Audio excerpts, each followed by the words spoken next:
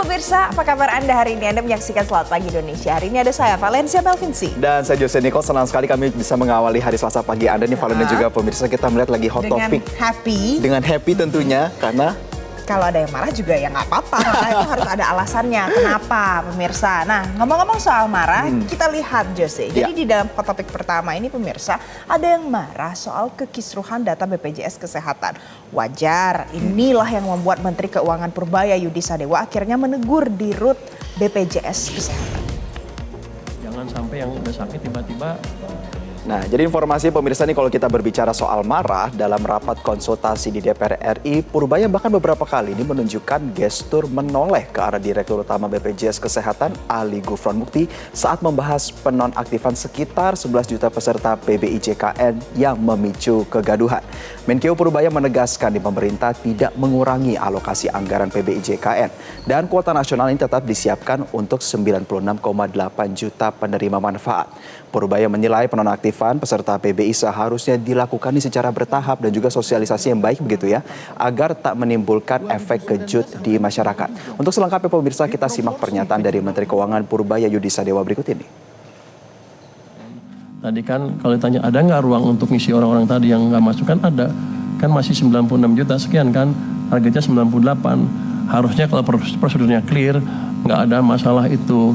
Jadi kita masalahnya adalah masalah operasional, masalah manajemen, dan masalah sosialisasi yang harus bisa dibereskan secepatnya.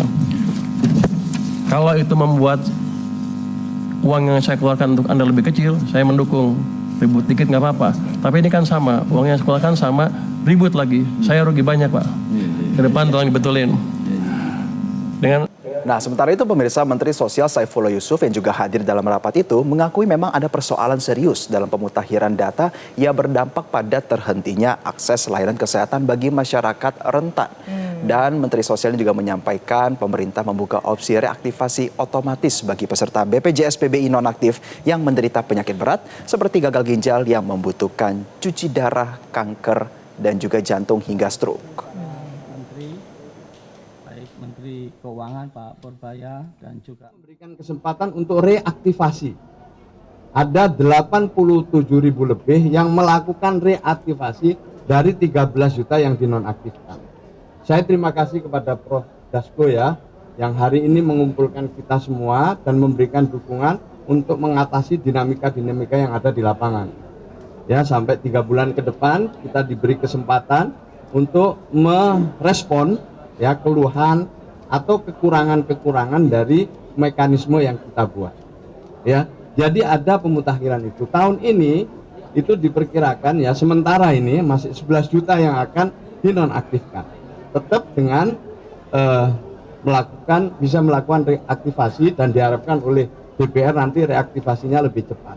Penyakit-penyakit kronis yang membutuhkan perawatan berkelanjutan seperti cuci darah otomatis tidak boleh ditolak oleh rumah sakit dan langsung nanti pembiayaannya dibiayai oleh pemerintah.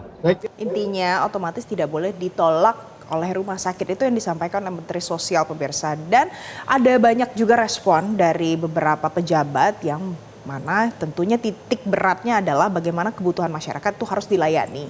Kemudian dari bergulirnya kisruh soal BPJS ini, pada akhirnya Wakil Ketua DPR RI Sufmi Dasko Ahmad mengungkapkan hasil dari kesimpulan rapat kemarin.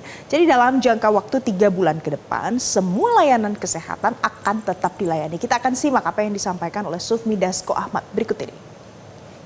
Jadi kalau tadi DPR dan pemerintah sepakat bahwa selama 3 bulan seluruh layanan kesehatan termasuk yang PBI itu dibayarkan oleh pemerintah.